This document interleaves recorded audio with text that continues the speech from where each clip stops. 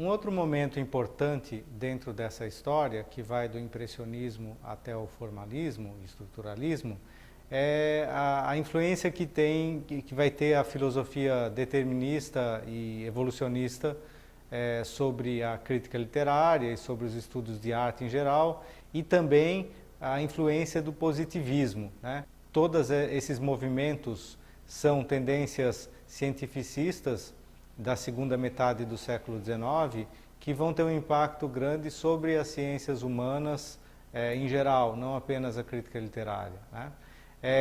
O Charles Darwin indiretamente tem uma influência grande sobre isso, né?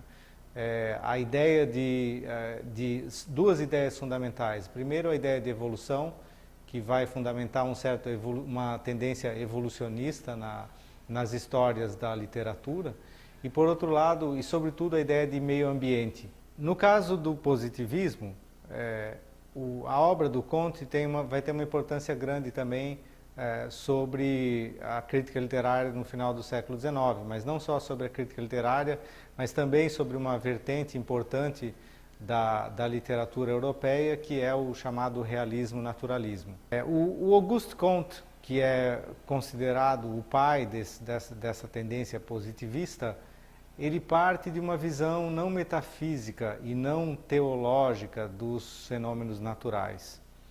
Ou seja, para ele, as ciências naturais devem ser o ponto de partida para a compreensão e para o estabelecimento de um método para as ciências sociais, né?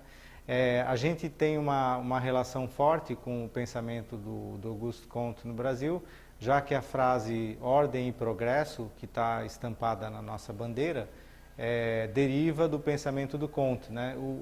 Na verdade, o positivismo era uma doutrina científica que teve uma influência sobre vários aspectos da vida social e política da Europa, né? Entre outras coisas, ele influenciou muito certas tendências de vanguarda dentro de vanguarda republicana dentro dos quartéis no Brasil, né?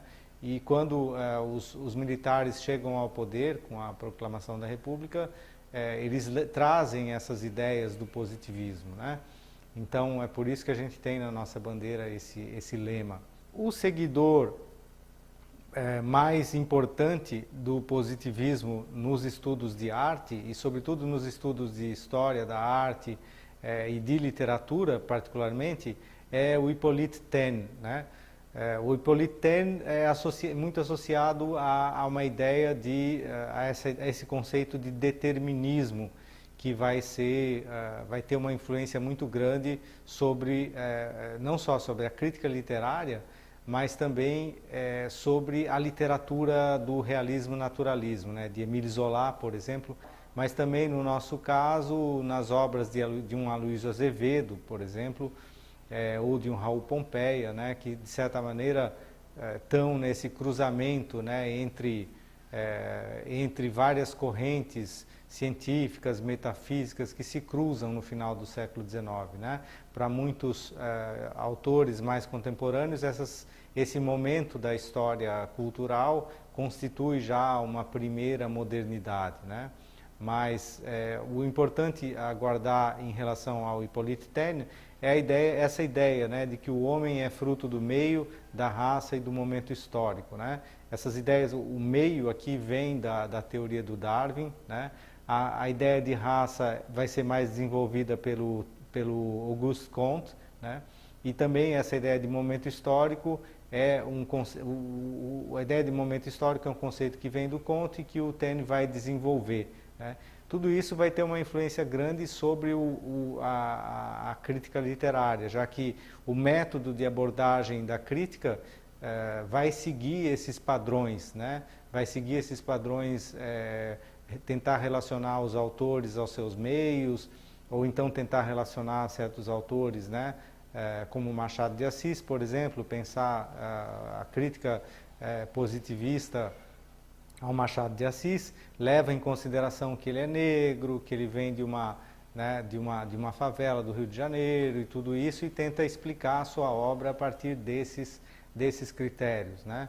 coisa que depois a gente vai ver que em muitos pontos isso vai ser bastante superado, né?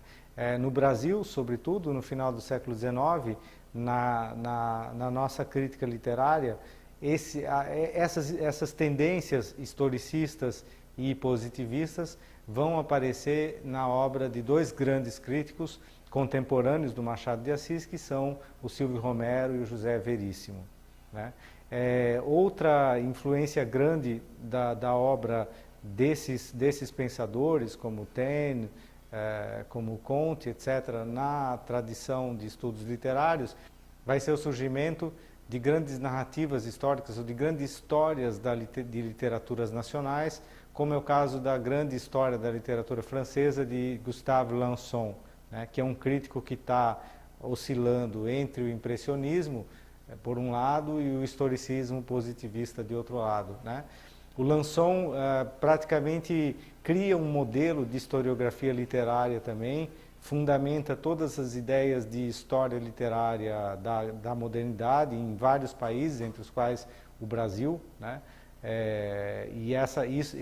Esse método de historiografia literária vai ter depois uma influência grande também sobre os estudos literários em geral, né? Não apenas a crítica, mas a teoria e a própria história da literatura e também a literatura comparada, como a gente vai ver.